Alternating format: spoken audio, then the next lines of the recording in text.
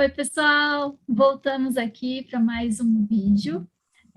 E a pergunta que vamos responder, né, dessa vez, é sobre a Marta citou aí algumas vezes os anjos, né? Os anjos, e às vezes anjos de luz e tal, e muita gente ficou confusa, né? E a gente tentou deixar claro na live passada que quando ela usava algum termo assim, é por força do hábito de falar, né, anjos durante 20 anos da vida dela, que ela usou o termo dessa forma.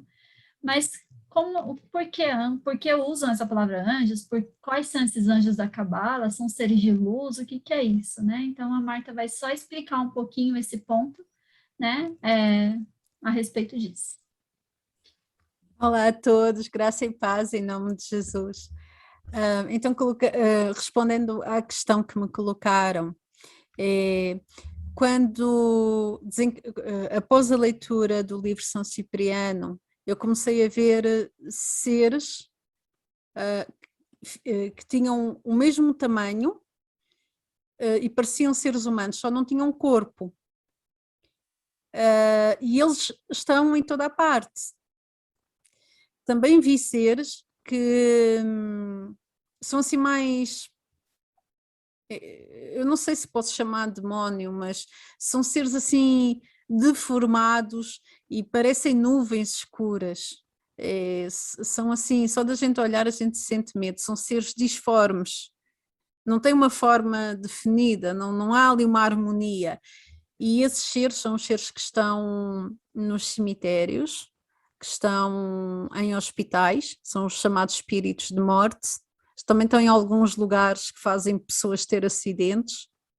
Desculpa eu divagar, mas vocês também devem conhecer, há sempre lugares que, talvez por terem invocado, terem feito macumbas e rituais ali, acabaram por chamar entidades que ficam naquele lugar e quem passa por ali acaba por ter acidentes. Vocês também devem conhecer lugares que, infelizmente, estão ali espíritos de morte. Também via, depois eu comecei a ter contacto com os elementais, aí sim eles já têm alguma luz, eles, como é que eu posso dizer, seres etéreos, como é que eu posso dizer, nós somos feitos de carne, de matéria, não é? Eles são, é como se fosse, eu não vou dizer eletricidade, mas eles são brilhantes. São seres brilhantes, eu não sei explicar, ou seja, é como se fosse vários pontinhos de luz e que têm uma forma.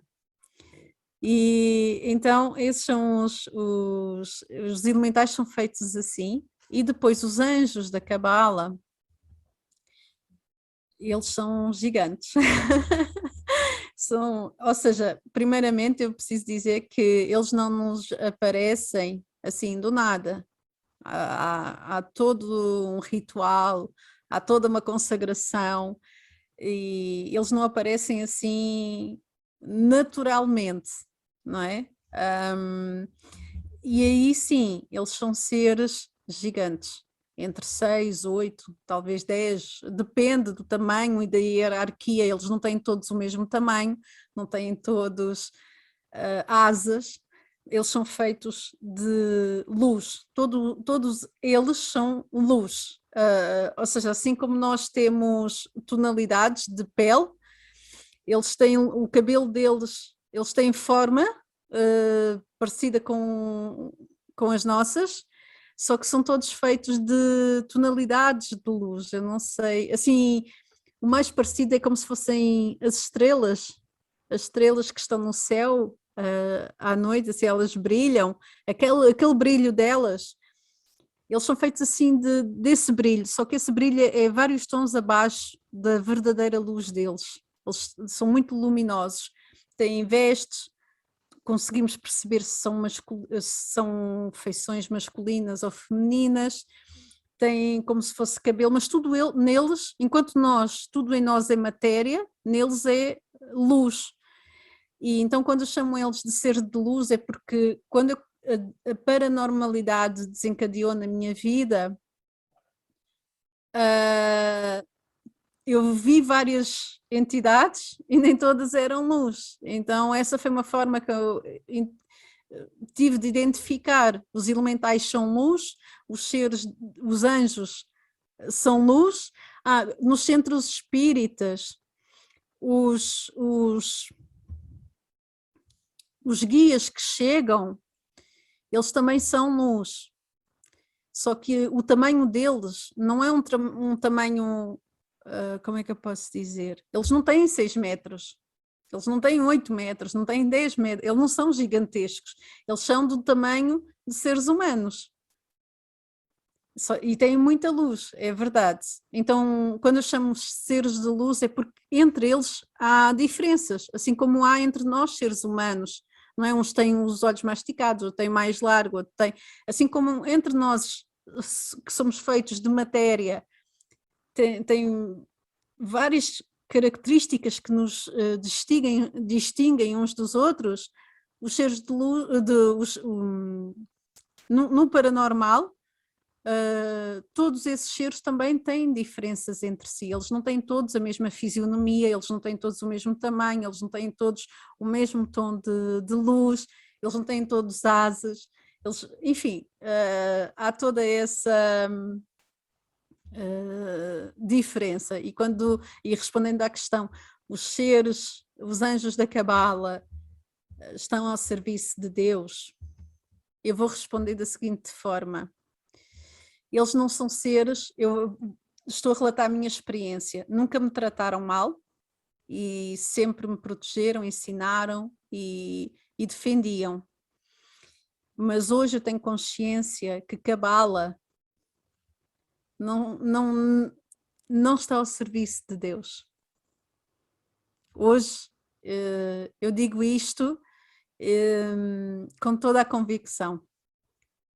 Ainda que eles nos tratem bem e tragam bênçãos para a nossa vida, estes seres não estão ao serviço, eles estão ao serviço do iluminismo.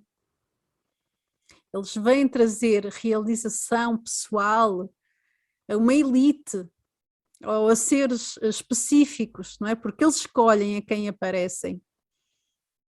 Porque há uma, ou seja, não é qualquer um, como a exigência é tão grande, é a mesma coisa que na mediunidade.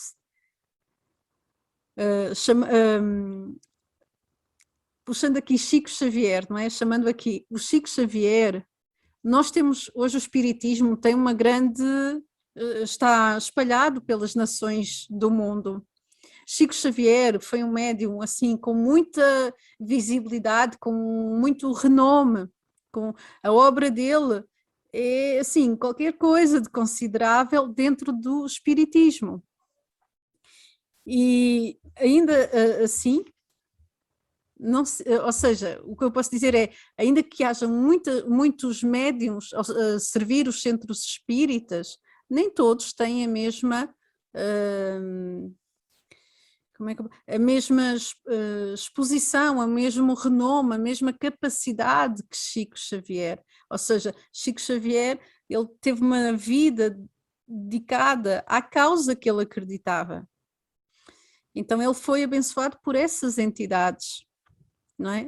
Por isso quando eu digo, eles, não é qualquer um, com isto eu não estou a dizer que fui uma privilegiada, não me estou a colocar numa posição de eu fui uma escolhida, ou não é isso. O que eu estou a dizer é, estas entidades, elas exigem um certo padrão e eles sabem a quem escolhem, não é? E então eu posso dizer hoje que, embora eles tratem bem e deem toda a instrução, proteção, não é por eles terem esta posição e abençoar os seus protegidos que estão ao serviço de Deus. Eles estão ao serviço do iluminismo. E o iluminismo vem, não está, é contrário a Deus. Eu acho que eu respondi. A serviço de Satanás.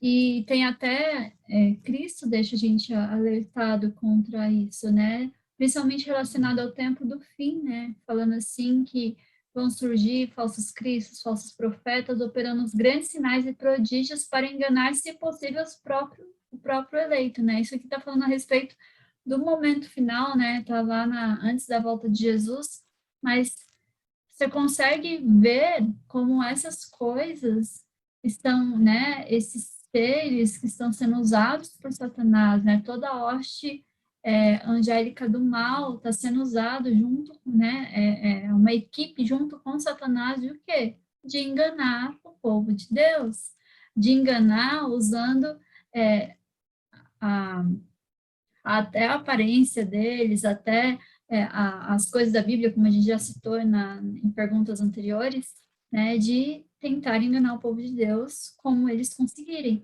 Vão poder enganar também fazendo milagres, fazendo coisas sobrenaturais, vão também. Satanás também tem poder para operar essas coisas. E por isso que a gente precisa cada vez estar mais e mais ligado à verdade. Eu costumo dar um exemplo, e talvez você já tenha ouvido aqui falar no vídeo, que é o seguinte, em algum vídeo, que é o seguinte: como eu sei que algo é verdade ou mentira? Eu conheço a verdade, por exemplo, se eu apresento uma nota, aqui estamos no Brasil, né, a moeda aqui é o real, se eu te apresento uma nota de R$ 100, como que você vai saber se essa nota que eu estou te apresentando é verdadeira ou falsa? Você vai falar, é verdadeira porque eu confio na Adriana. Não, não é assim que você vai fazer. Você vai pegar a nota e vai olhar todas as marcas d'água que você sabe que marca d'água, relevo, enfim, tudo que tem de marcação na nota que indica que ela é verdadeira. Mas você só sabe isso porque você aprendeu sobre isso antes. Então, eu sei que se eu olhar contra a luz, eu vou ver uma marca d'água. Se eu passar a unha em cima de um pedaço, eu sei que tem um relevo. Tem que estar nesse tamanho, tem que ser um tipo de papel específico. Então, assim, tem várias marcações na nota que me afirmam que ela é verdadeira. Como eu sei que se eu for te entregar uma nota e ela é falsa? Ah, é muito fácil, né? É só eu pegar e eu testo tudo isso e vejo. Só que, por exemplo, se eu te entregar uma nota de R$ 3, não existe nota de R$ 3, essa nota é falsa com certeza. Isso está escancarado que é falso, e não é dessa forma que Satanás está tentando te enganar, mostrando escancarado que é falso. Ele está tentando enganar a gente, fazendo o quê? Misturando verdades com erros. Então, Deus criou os seres celestiais, foi ele que criou todos os seres celestiais. Quando você vai lá em Apocalipse